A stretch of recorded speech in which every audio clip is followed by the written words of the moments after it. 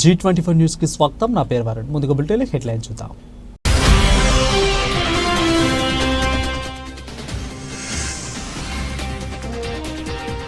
రేవంత్ రెడ్డి ఎంత ఎక్కువ మాట్లాడితే మాకు అంత మంచిది. కేటీఆర్ ఎద్దేవా.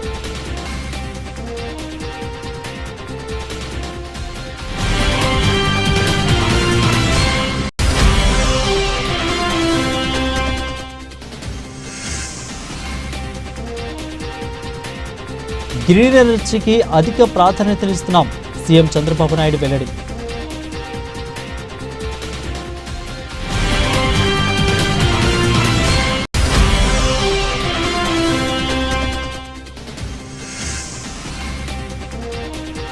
రేవంత్ రెడ్డి పాలన ఏర్పడినట్లు ఉంది. రేవంత్ రెడ్డికి వచ్చే ఎన్నికల్లో ఒక్కరు కూడా ఓటు వేయరంటున్న మహిళలు.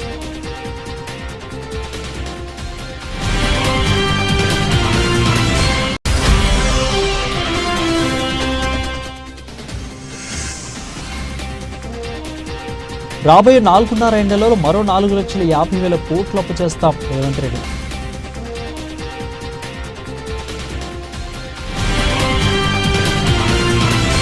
ఈ డీటెయిల్ చూస్తే అప్పుల విషయంలో రేవంత్ రెడ్డి చెప్పేది అబద్ధమని, ఇక నిజం ఒప్పుకున్నందుకు ఆర్థిక శాఖ మంత్రి బట్టి విక్రమార్కకు కృతజ్ఞతలు తెలిపిన మాజీ మంత్రి ఎమ్మెల్యే హరీష్ రావు. ఒక్క విషయంలో నేను గౌరవనీయులు బట్టి విక్రమార్కకి నా హృదయపూర్వక కృతజ్ఞతలు కూడా చెప్పాలనుకుంటున్నా. మరి అది పొరపాటున చెప్పినరో గ్రహపాటున చెప్పినరో కానీ ఈరోజు ఇప్పుడు తన స్పీచ్లో 7:44 మొత్తం 16 నెలల కాంగ్రెస్ ప్రభుత్వ హయాంలో ఇంట్రెస్ట్ అండ్ రీపేమెంట్స్ మొత్తం అప్పులు కట్టడానికి 88,564 కోట్ల రూపాయలు ఈ 16 నెలల్లో ఖర్చు పెట్టామని చెప్పారు ఎట్ 7:44 PM. గౌరవ ముఖ్యమంత్రి గారు ఈరోజు 3:58 ఇదే అసెంబ్లీలో ఏం చెప్పిందంటే మేము 1,53,359 కోట్లు అప్పులు మిత్తుల కింద చెల్లించామని ముఖ్యమంత్రి గారు చెప్పింది. అంటే 4 గంటల్లోనే ఎంత మారిపోయిందో చూడండి అధ్యక్ష. అయితే ఇక్కడ బట్టి గారు చెప్పింది నిజం, ఎందుకంటే వారు ఫైనాన్స్ మినిస్టర్ గా చెప్పిండ్రు. ముఖ్యమంత్రి గారు కొంచెం ఏదైనా బురిడి కొట్టించి మేము 1,58,000 కోట్ల అప్పు తెచ్చినాం, ఇలా 1,53,000 అప్పులకే కట్టినామని కార్పొరేషన్లో లేని అప్పులు. ఇలా అప్పు అంటే అధ్యక్ష రాష్ట్ర ప్రభుత్వ ఖజానా నుంచి కన్సాలిడేటెడ్ ఫండ్ నుంచి ఏదైతే మనం కడతామో అది మాత్రమే రాష్ట్ర ప్రభుత్వ అప్పు. నువ్వు ఏమైనా స్వాతంత్ర ఉద్యమం చేసి జైలుకు పోయావా? నీ జూబ్లీ హిల్స్ ప్యాలెస్ మీద డ్రోన్లు పంపిస్తే ఊరుకుంటావా? అక్కడ నీ బిడ్డనో భార్యనో ఉంటే వాళ్ళను ఇష్టం ఉన్నట్టు ఫోటో తీస్తే ఊరుకుంటావా? మీ కాడికి వచ్చేసరికి కుటుంబాలు, భార్య పిల్లలు. వేరే వాళ్ళకు భార్య పిల్లలు లేరా? ఆ రోజు మా ఇంట మైనర్ బాలికలను బూతులు తిట్టింది మీరు కాదా? జైలుకు ప్రభుత్వాలను పంపవు, కోర్టులు పంపుతాయి. దానిని మేము ఏం చేయగలము? నేను అనుకుంటే అక్కడకు ఎవరు మిగలరు అని ముఖ్యమంత్రి భయపెట్టాలని చూస్తున్నాడు. నువ్వు ఏమనుకున్నా ఫరక్క పడదన్నారు బీఆర్ఎస్ వర్కింగ్ ప్రెసిడెంట్ కేటీఆర్. ఇంకా విచిత్రం, నాకు ఇంకా గమ్మత్ అనిపించింది ఆయన అధ్యక్ష. ఆయన ఏమైనా స్వాతంత్ర ఉద్యమం చేసి జైలుకు పోయింది అధ్యక్ష? ఏం చేసిపోయింది అధ్యక్ష జైలుకి? ఆయన ఏదో పెద్ద సానుభూతి. మేము పోలేదా జైలుకి? వరంగల్ జైలుకి నేను కూడా పోయిన తెలంగాణ ఉద్యమంలో. ఎస్ ఉన్నాం, అక్కడ బరాబర్ ఉన్నాం. మీరెందుకు పోయినరంటే నేను అడుగుతున్నా ఈరోజు. ఎస్ మీ ఇంటికి ఇవ్వాలని జూబ్లీ హిల్స్ ప్యాలెస్ మీదకి ప్రైవేట్ డ్రోన్ పంపితే ఊకుంటావా? ఆడ నీ బిడ్డనో నీ వైఫో ఉంటే వాళ్ళని ఇష్టం ఉన్నట్టు ఫోటోలు తీస్తే ఊకుంటావా? ఎవరి ఇళ్లలో పడితే వాళ్ళ ఇళ్ళ దొరబడతా, నా ఇష్టం ఉన్నట్టు చేస్తా, అరాచకం చేస్తా అంటే ఊకుంటారా అధ్యక్ష? ఇది పద్ధతేనా అధ్యక్ష? అంటే మీ కాడికి వచ్చేవరకే కుటుంబాలు, మీ కాడి కొరకు వచ్చేవరకే భార్య పిల్లలు, వేరే వాళ్ళకి లేరా అధ్యక్ష భార్య పిల్లలు? మీరు ఆనాడు ఇష్టం ఉన్నట్టు మాట్లాడినప్పుడు, లేని రంకులు అంటగట్టినప్పుడు, ఇష్టం ఉన్న సంబంధాలు మాట్లాడినప్పుడు ఆ రోజు లేవా నీతులు? చివరికి మా ఇంట్లో పిల్లల్ని కూడా తిట్టింది మీరు కాదా? ఆనాడు మా ఇంట్లో చిన్న చిన్న పిల్లల్ని పట్టుకొని, మైనర్ పిల్లల్ని పట్టుకొని బూతులు మాట్లాడింది మీరు కాదా? మీరేదో పెద్ద సానుభూతి కోసం మాట్లాడితే ఏం పని చేసిపోయినా మీరు జైలు. అయినా నేను అడుగుతున్నా ముఖ్యమంత్రి గారు, నేను అడుగుతున్నా అధ్యక్ష, జైలుకి ఎవరు పంపుతారు అధ్యక్ష? ప్రభుత్వాలు పంపుతాయా? కోర్టులు పంపుతాయి. కోర్టులో మీరు ఛాలెంజ్ చేసినారు, నన్ను రిమాండ్కి పంపొద్దు అని మీ లాయర్లు అడిగినారు. కోర్టు కాదు మీరు జైలుకే పోవాలని చెప్పింది. మేమేం చేస్తాం దానికి? రిమాండ్కు పంపేది మేం కాదు సార్, మీరు కాదు. ముఖ్యమంత్రి గారు హుంకరిస్తున్నారు. నేను అనుకుంటే అక్కడ ఎవరు మిగిలరు. నువ్వు ఏమనుకున్నా ఏం ఫరకు పడదు, నువ్వు ఏం చేసుకున్నా ఏం ఫరకు పడదు. నువ్వు అనుకుంటున్నావేమో పదవి శాశ్వతం, అధికారం శాశ్వతం. ఏది శాశ్వతం కాదు అధ్యక్ష. నేను కోరుతా ఉన్నా, ముఖ్యమంత్రికి అపరిమితమైన అధికారాలు ఉండవు. ముఖ్యమంత్రికి అపరిమితమైన అధికారాలు ఉండవు. ఎవరిని పడితే వారిని జైలుకు పంపే అధికారం ఉండదు, కోర్టులకు ఉంటది. రాబోయే 4.5 ఏళ్లలో కూడా మరో 4,50,000 కోట్ల అప్పులు చేస్తాం. ఇప్పటి వరకు ఈ ప్రభుత్వం 1,53,000 కోట్ల అప్పు చేసింది. రాబోయే 45 నెలల్లో నెలకు 10,000 కోట్లు చొప్పు లెక్కన కూడా 4,50,000 కోట్లు అప్పు చేస్తాం. ఇక బీఆర్ఎస్ చేసిన 4,50,000 కోట్ల అప్పుకు ఈ 5 సంవత్సరాలలో 6 లక్షల కోట్లు మిత్తి కట్టాలని అన్నారు రేవంత్ రెడ్డి. ఆర్థిక మంత్రి గారు 1,58,000 కోట్ల రూపాయలు మీరు అప్పులు చేసిందని అబద్ధాలు చెప్తుంటే ఏం చెప్పాలి అధ్యక్ష? 1,58,000 కోట్ల రూపాయలు మేము చేసిన అప్పు, మీరు చేసిన అప్పులకు 1,53,000 కోట్ల రూపాయలు చెల్లించాల్సి వచ్చింది. రాబోయే 45 నెలలు, ఇప్పుడు 15 నెలలు అయిపోయింది, 60 నెలలకు మేము ప్రభుత్వాన్ని ఏర్పాటు చేస్తే యావరేజ్గా ప్రతి నెల 10,000 కోట్ల రూపాయలు ఎఫ్ఆర్బిఎం పరిధిలో కానీ, కార్పొరేషన్ల పరిధిలో కానీ, కార్పొరేషన్లు తిరిగి చెల్లించే పరిధిలో కానీ ఈ 4 రకాల అప్పులల్లా ప్రతి నెల 10,000 కోట్ల రూపాయలు అప్పు తెచ్చి వాళ్ళు చేసిన తప్పులకు పాయమాలు కట్టినాం అధ్యక్ష. ఈ 1,52,000 కాదు, రాబోయే 45 నెలల్లో కూడా వాళ్ళు చేసిన అప్పుల కోసం చెల్లించడానికి ప్రతి నెల 10,000 కోట్ల రూపాయలు యావరేజ్గా అప్పు చేయాలి అధ్యక్ష. 60 నెలలు అంటే 6 లక్షల కోట్ల రూపాయలు ఈ రోజు వాళ్ళు చేసిన అప్పులకు తిరిగి చెల్లించడానికి అప్పులు చేయాల్సిన పరిస్థితి వచ్చింది అధ్యక్ష. అదేవిధంగా డ్రోన్లు ఎగరవేసినందుకు 500 రూపాయలు ఫైన్ వేయాలి, కానీ నన్ను అరెస్టు చేసి జైల్లో పెట్టారు. మామూలుగా 7 సంవత్సరాలు లోపల శిక్ష ఉంటే రిమాండ్కు పంపకుండా బెయిల్ ఇవ్వాలి, కానీ అధికారాన్ని అడ్డుపెట్టుకుని నన్ను చర్లపల్లి జైలుకు పంపి నక్సలైట్లు, తీవ్రవాదులు ఉండే డిటెన్షన్ సెల్లో వేశారు. ఇక 16 రోజులు కూడా ఒక్క మనిషిని చూడకుండా నన్ను నిర్బంధించిన ఆ కోపాన్ని దిగమింగుకొని రాష్ట్ర ప్రయోజనాల కోసం ఇవాళ పనిచేస్తున్నా. నన్ను పడుకొనివ్వకుండా చేయడానికి ట్యూబ్ లైట్లు బంద్ చేయకపోతే 20-30 పెద్ద బల్బులు పురుగులు తింటుంటే ఇక ఒక్కరోజు కూడా నేను నిద్రపోలేదు. ఇక సెల్లో చిన్న బాత్రూంలలో కూర్చుంటే బయటికి కనిపించేలాగా ఉంటుంది. కావాలంటే ఎమ్మెల్యేలను, మంత్రులను తీసుకువెళ్ళి చూపిస్తా. 16 రోజులు నిద్ర లేకపోతే పొద్దుగాల బయటికి వదిలినప్పుడు చెట్టు కింద పడుకుని నిద్రపోయేవాడని అన్నారు సీఎం రేవంత్ రెడ్డి. ఆర్థిక మంత్రి గారు 1,58,000 కోట్ల రూపాయలు మీరు అప్పులు చేసిందని అబద్ధాలు చెప్తుంటే ఏం చెప్పాలి అధ్యక్ష? 1,58,000 కోట్ల రూపాయలు మేము చేసిన అప్పు, మీరు చేసిన అప్పులకు 1,53,000 కోట్ల రూపాయలు చెల్లించాల్సి వచ్చింది. రాబోయే 45 నెలలు, ఇప్పుడు 15 నెలలు అయిపోయింది, 60 నెలలకు మేము ప్రభుత్వాన్ని ఏర్పాటు చేస్తే యావరేజ్గా ప్రతి నెల 10,000 కోట్ల రూపాయలు ఎఫ్ఆర్బిఎం పరిధిలో కానీ, కార్పొరేషన్ల పరిధిలో కానీ, కార్పొరేషన్లు తిరిగి చెల్లించే పరిధిలో కానీ ఈ 4 రకాల అప్పులల్లా ప్రతి నెల 10,000 కోట్ల రూపాయలు అప్పు తెచ్చి వాళ్ళు చేసిన తప్పులకు పాయమాలు కట్టినాం అధ్యక్ష. ఈ 1,52,000 కాదు, రాబోయే 45 నెలల్లో కూడా వాళ్ళు చేసిన అప్పుల కోసం చెల్లించడానికి ప్రతి నెల 10,000 కోట్ల రూపాయలు యావరేజ్గా అప్పు చేయాలి అధ్యక్ష. 60 నెలలు అంటే 6 లక్షల కోట్ల రూపాయలు ఈ రోజు వాళ్ళు చేసిన అప్పులకు తిరిగి చెల్లించడానికి అప్పులు చేయాల్సిన పరిస్థితి వచ్చింది అధ్యక్ష. అదేవిధంగా అక్రమ కేసులపై న్యాయ పోరాటం చేస్తాం. మాజీ ఎమ్మెల్యే పట్నం నరేందర్ రెడ్డి గత వారం దౌలతాబాద్ మండలంలో కాంగ్రెస్ పార్టీ దిష్టిబొమ్మను దహనం చేసేందుకు గాను మాజీ జెడ్పీటీసీ మహిపాల్తో పాటు 20 మంది బీఆర్ఎస్ నాయకులపై అక్రమ కేసులు పెట్టించిన తిరుపతి రెడ్డిని వైఖరిని తీవ్రంగా ఖండిస్తున్నామని అన్నారు. ఇక అలాగే కోస్కి మండలంలో హనుమానపల్లి గ్రామానికి చెందిన పద్మ వాట్సాప్లో తిరుపతి రెడ్డిపై వ్యతిరేకంగా పోస్టు పెట్టినది అని మహిళ అని చూడకుండా కేసు పెట్టడాన్ని నేను తీవ్రంగా ఖండిస్తున్నానని తెలిపారు. ఇది ప్రజాపాలన లేదంటే ప్రజలను పీడించే పాలన అని తీవ్ర స్థాయిలో మండిపడ్డారు. ఇక వాళ్ళ పార్టీ నాయకులకు ఒక న్యాయం, ఇతర పార్టీ నాయకులకు ఒక న్యాయమా? కాంగ్రెస్ పార్టీ నాయకులు కూడా కేసీఆర్, కేటీఆర్, జగదీష్ రెడ్డి గార్ల దిష్టిబొమ్మలను దహనం చేశారు. మరి నా వారిపై ఎందుకు చేసిన కేసులు పెట్టలేదు? ఇక మీ పాలన చక్కగా లేదని ప్రశ్నించి కేసులు పెడతారా? ఇదెక్కడి దౌర్భాగ్యమని మండిపడ్డారు. వెంటనే మా పార్టీ నాయకులపై పెట్టిన కేసులను ఎత్తివేయాలని డిమాండ్ చేస్తున్న లేని ఎడల హైకోర్టును ఆశ్రయించి జరిగిన విషయంపై చర్యలు తీసుకునే విధంగా న్యాయ పోరాటం చేస్తామని తెలియజేశారు. జెడ్పీటీసీ మైపాల్ గారితో పాటు ఒక 20 మంది మీద అక్రమ కేసులు పెట్టినారు. ముఖ్యమంత్రి గారు దిష్టిబొమ్మ తొలగబెట్టారని చెప్పి అక్రమ కేసులు పెట్టినారు. అంటే ఎవరు కూడా మీరు చేసిన మీ పాలన మీద ఎవరు ప్రశ్నించొద్దు, గొంతు ప్రశ్నిస్తే అరెస్ట్ చేస్తా ఉన్నారు. ఎవరైనా ప్రశ్నించే గొంతుల మీద కేసులు పెడతా ఉన్నారు. ఇది మానుకోవాలని చెప్పి తెలియజేసుకుంటున్నా. పెట్టిన అక్రమ కేసులన్నీ కూడా విడ్రా చేసుకోవాలి. మన నాయకులు కూడా మీరు కూడా దిష్టిబొమ్మ తలగబెట్టినారు. తుంచిమెట్ల జగదీశ్వర్ రెడ్డి గారిది, కేటీఆర్, కేసీఆర్ తలగబెట్టినారు. మరి మేము కూడా కేసు పెడితే కేసు తీసుకుంటలేరు.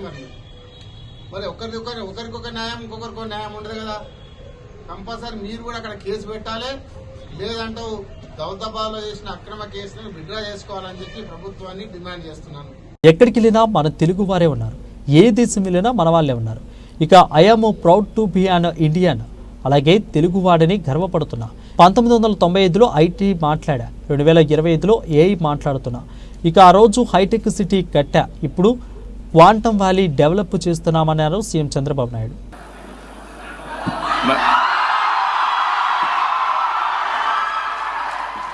గుడ్, చాలా సంతోషం మీరందరూ ఇక్కడే ఉన్నారు.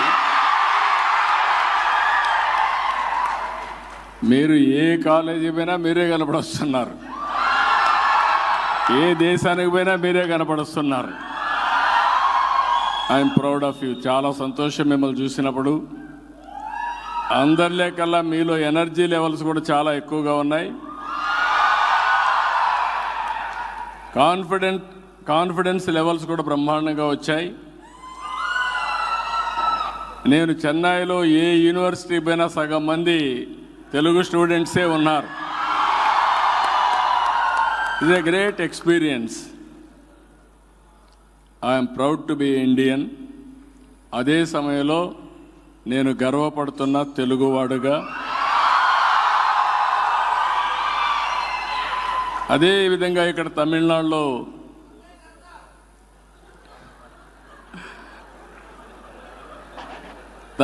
కూడా ఈరోజు మనం చూస్తే సౌత్ ఇండియా, నేను ముందే చెప్పాను, మనం అందరం ఈ దేశానికి పెద్ద ఎత్తున కాంట్రిబ్యూట్ చేసే పరిస్థితికి వచ్చాం, ఒక అసెట్గా తయారయ్యాం. ఇప్పుడు ఈ స్టేట్స్ ఎవరైతే మనం అగ్రెసివ్గా ముందుకు పోయాం, వీళ్ళందరూ ఆలోచించుకోవాల్సింది పాపులేషన్ మేనేజ్మెంట్లో కూడా జాగ్రత్తగా ఉండాలి. లేకపోతే నార్త్ ఇండియా పాపులేషన్ పెరిగినాక మైగ్రేషన్ అక్కడి నుంచి ఇక్కడికి వచ్చే పరిస్థితికి వస్తారు. ఇప్పుడు విదేశాలకు మనం పోతున్నాం, రేపు అక్కడి నుంచి ఇక్కడికి వచ్చే పరిస్థితి వస్తుంది. గ్రేట్ కంట్రీ కాబట్టి అందరం కూడా పాపులేషన్ మేనేజ్మెంట్లో కూడా జాగ్రత్తగా ఉండి, మీకు ముందుగా యంగ్స్టర్స్ చెప్తున్నా, చదువుకున్న వాళ్ళకి, మీరంతా కూడా కంఫర్ట్ జోన్కి వెళ్ళిపోతూ ఉంటారు. పెళ్లి చేసుకుంటాం, మంచి ఉద్యోగం వస్తుంది, వైఫ్ అండ్ హస్బెండ్ ఇద్దరు పనిచేస్తాం, డబుల్ ఇన్కమ్ వస్తుంది, no kids, let us enjoy అనే థీరీకి వస్తారు. దానివల్ల పాపులేషన్ డ్రాస్టిక్గా తగ్గిపోయే పరిస్థితి వస్తుంది. మనం కానీ జనాభాని మేనేజ్మెంట్ చేయడం, ఈ ట్రాన్సిషన్ కానీ మనం మేనేజ్ చేస్తే రాబోయే 400-500 సంవత్సరాలు ఇండియన్సే ప్రపంచాన్ని శాసించే పరిస్థితిలోకి వస్తారు. ఇది వాస్తవం. మళ్ళీ ఒకసారి మీతో మాట్లాడతాను. మిమ్మల్ని చూస్తూనే ఉన్నా, నేను ఎక్కడున్నా మిమ్మల్ని చూస్తే గర్వపడుతున్నా. నేను చేసిన పని మీరు గుర్తించి పూర్తిగా సహకరిస్తున్నారు. అలాంటి మీకు అందరికీ మనస్ఫూర్తిగా అభినందిస్తూ, మీరు ఒకటే గుర్తుపెట్టుకోండి, 95లో ఐటీ మాట్లాడా, 2025లో ఏఐ మాట్లాడుతున్నా. ఆ రోజు హైటెక్ సిటీ కట్టా, ఇప్పుడు క్వాంటమ్ వ్యాలీగా, సిలికాన్ వ్యాలీకి పోటీగా క్వాంటమ్ వ్యాలీ డెవలప్ చేస్తున్నాం. మీరు ఏవైతే ఇన్నోవేషన్స్ ఉన్నాయో అవన్నీ వర్కౌట్ చేయండి. నా ఆశంతా మీ మీదనే, నా కాన్ఫిడెన్స్ కూడా మీ మీదనే. రాబోయే రోజుల్లో ఆంధ్రప్రదేశ్లో ఉండే తెలుగు వాళ్ళ ఆదాయం 55 లక్షల రూపాయలు తలసరి ఆదాయం అవుతుంది. అక్కడ ఉండే వాళ్ళ ఆదాయం 55 లక్షలైతే, వేరే రాష్ట్రాల్లో ఉండే క్రీమ్ ఆఫ్ ది సొసైటీ, వేరే దేశాల్లో ఉండే మీరు ఎంత సంపాదిస్తారో సంపాదించడం కాకుండా మళ్ళీ బ్యాక్ టు ఆంధ్రప్రదేశ్కి వచ్చి డెవలప్ చేసే పరిస్థితి రావాలి. జన్మభూమి కర్మభూమి రెండు కూడా గుర్తుపెట్టుకొని పనిచేయాల్సిందిగా నేను కోరుకుంటూ, కాబట్టి అది చెప్తూనే అప్పుడప్పుడు తెలుగు దేశాన్ని కూడా గుర్తుపెట్టుకోండి. ఎందుకంటే మీరందరూ కూడా ఒక రాజకీయ పార్టీ స్ట్రాంగ్గా ఉంటే పబ్లిక్ పాలసీస్ కూడా స్ట్రాంగ్గా వస్తాయి. పబ్లిక్ పాలసీ స్ట్రాంగ్గా ఉంటే మీ భవిష్యత్తు కూడా బంగారు భవిష్యత్తు అవుతుంది. ఈ విషయం గుర్తుపెట్టుకోవాల్సిందిగా మరొక్కసారి అందరిని కోరుకుంటూ, వండర్ఫుల్ ఈవినింగ్, ఆఫ్టర్నూన్, ఎక్సలెంట్ ఇది వస్తూ ఉంది. ఓకే, పవన్ కళ్యాణ్ బాగున్నాడు, బాలకృష్ణ బాగున్నారు, అందరూ బాగున్నారు. మీరు ఎంత చదువుకున్నా సినిమాలు మాత్రం ఎప్పుడు అభిమానిస్తూనే ఉంటారు. I really appreciate you. అందరికీ వణక్కం. Thank you. ప్రపంచమంతా ఇప్పుడు ఇండియా వైపే చూస్తుంది. ఇకపై భవిష్యత్ అంతా భారతీయులదే అన్నారు CM Chandrababu Naidu. Today, All India Research Scholars Summit 2025. Nearly 3,000 people are here. Basically, PhD scholars, academicians, innovators, industry leaders. You are all seeing India now. World is watching India. I don't have any doubt. Future is ours. By seeing your enthusiasm, it has been reinforced. I am very confident tomorrow belongs to us. This IIT, we have to talk about IIT Madras, how it is happening. Number 1 in NIRF overall, 9 years in engineering. And also from 285 world ranking, they have reached now 227. I am confident in the near future, it will come below 200. Ultimately, it is going to come below 100 globally. It is going to happen. And also, very good models. They are messaging. Just now I spoke to them. What are all the new ideas I am having? Everything they are doing. I really appreciate them. Nowadays, not coming to IIT Madras, you can become more brilliant by taking coaches from IIT on virtual, online course also they are providing. They are disseminating information, knowledge in a big way. I really, because of this, if you see, startups like Agnikul Cosmos to MindGrow Technologies, they are placing India on the global map in space and semiconductors. Startup is very nearer to me.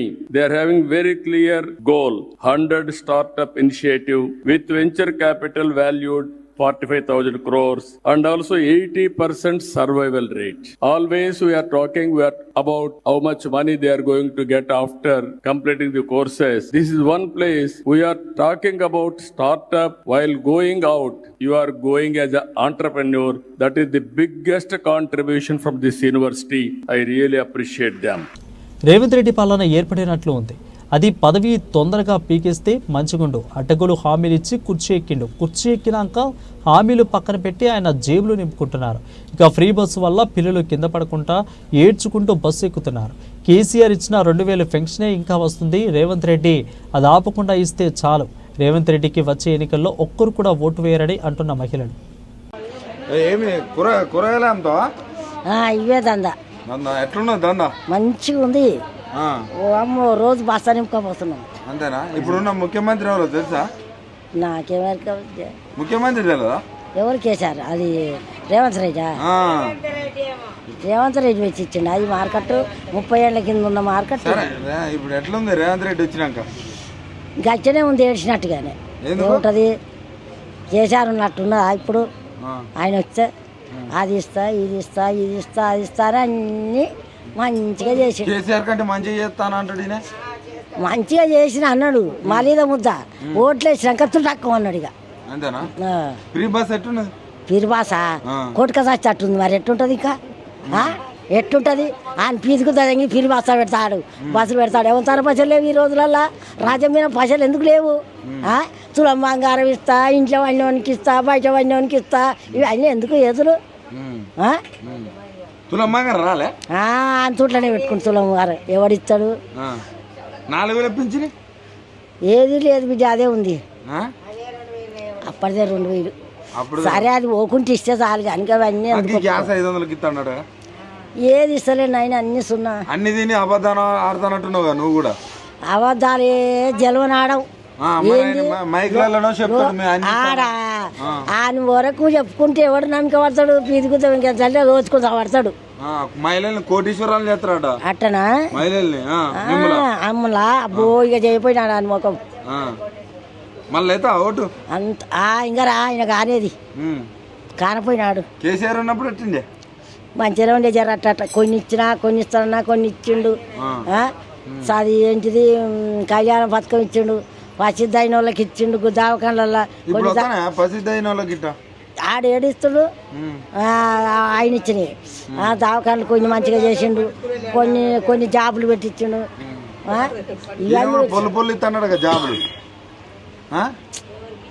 ఎవరికి లేదు. ఈ 15 నెలలు అవుతుంది. ఏం చేసిండు మీకు రేవంత్ రెడ్డి? ఏం చేయలే, అనుబంధం నింపుకుంటాము మరి. అంతేనా ఏం చేయరు. మరి మైక్లలో అన్ని ఇచ్చిన అంటాడు.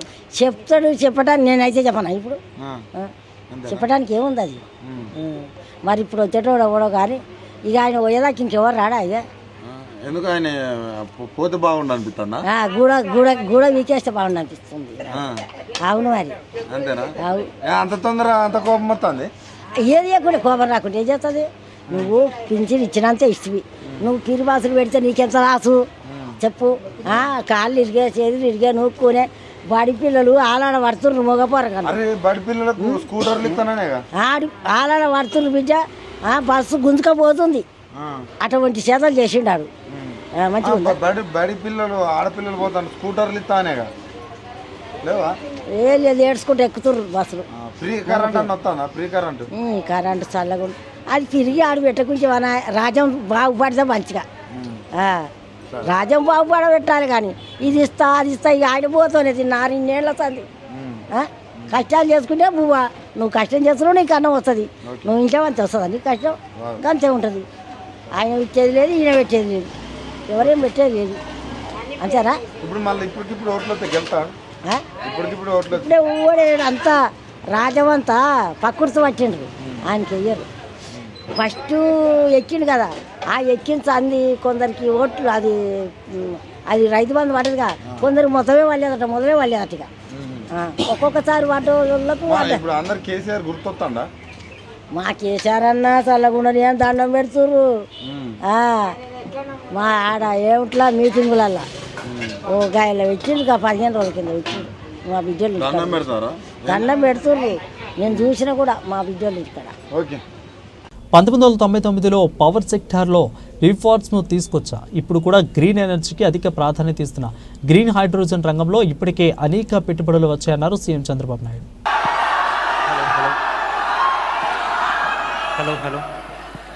Hello sir, my name is Surya. I am a PhD student. Andhra Pradesh is way forward in the green technology. So what strategies Andhra Pradesh government is adopting to promote green energy and sustainable development? No, very good question this one. Power is very nearer to my heart, not now. In this country, first time power sector reforms I initiated in 1999. After power sector reforms, there was a regulatory commission, first time we have set up, and also distribution companies, transmission company, generation companies. Private sector we allowed at the time, that is going on. At one stage, if you can see renewable energy, 14 rupees unit cost, that is the solar energy. Today I am proud to say it has come 2 rupees 50 paisa, 40 paisa. Long back I have given a statement. Solar energy will come at the rate of 1 rupee 50 paisa to 2 rupees. That we have to move in that direction. In Andhra Pradesh, Honorable Prime Minister has given a call. Within 5 years' time, 500 gigawatt renewable energy. In that, we are contributing 160 gigawatts from Andhra Pradesh alone. 5 years' time, solar, wind, pumped energy, battery, hybrid models we are going. If necessary, we will use thermal energy. Otherwise, total green energy we want to go.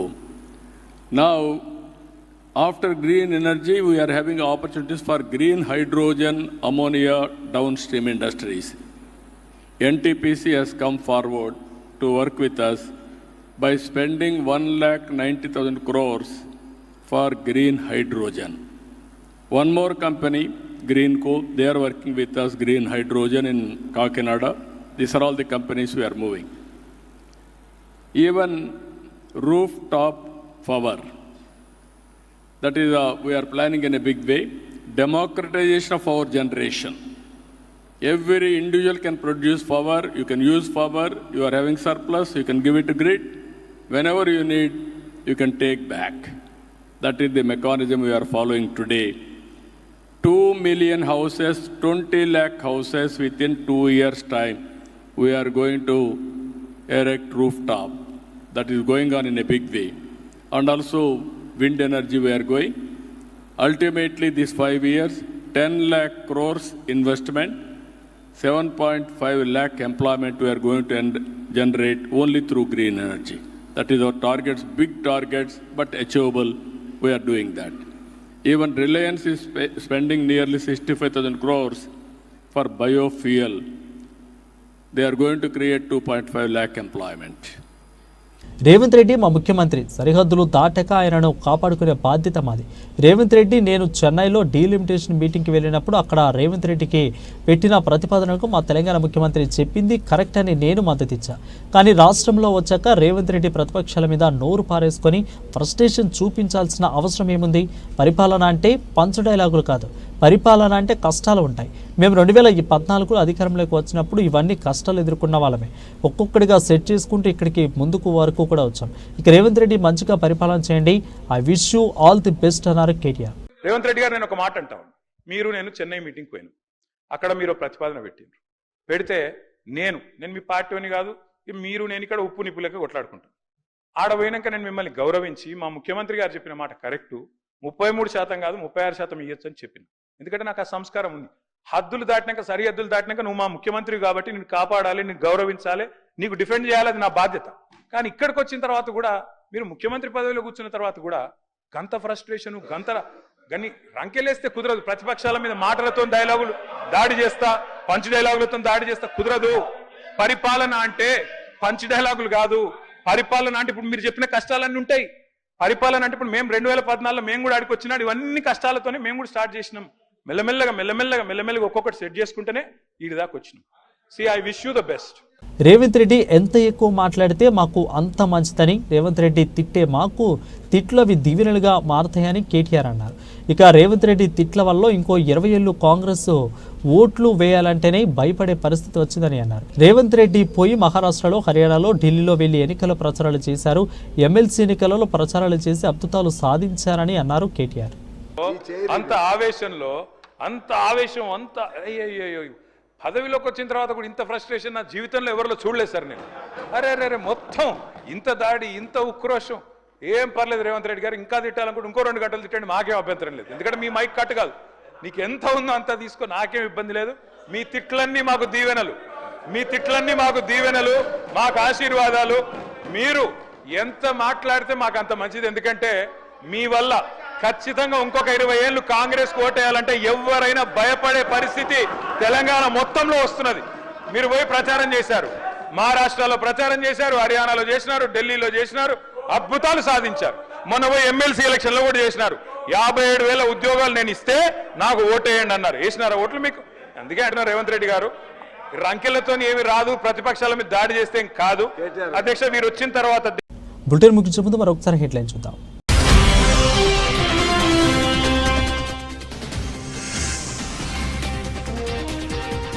Revanth Reddy ఎంత ఎక్కువ మాట్లాడితే మాకు అంత మంచిది, కేటీఆర్ ఎద్దేవా.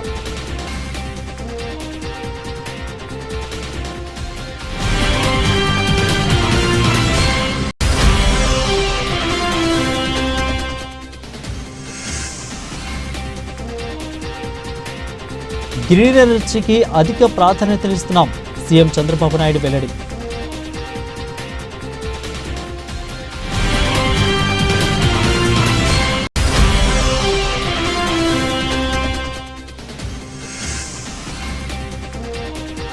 రేవంత్ రెడ్డి పాలన ఏర్పడినట్లు ఉంది. రేవంత్ రెడ్డికి వచ్చే ఎన్నికల్లో ఒక్కరు కూడా ఓటు వేయరంటున్న మహిళలు.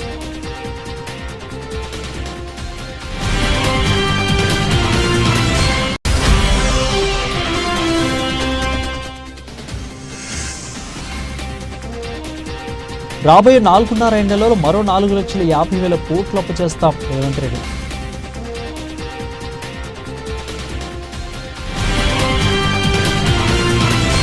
ఇవి ఇప్పటివరకు నా బులెటిన్ అప్డేట్స్. మరిన్ని అప్డేట్స్ కోసం చూస్తూనే ఉండండి G24 న్యూస్.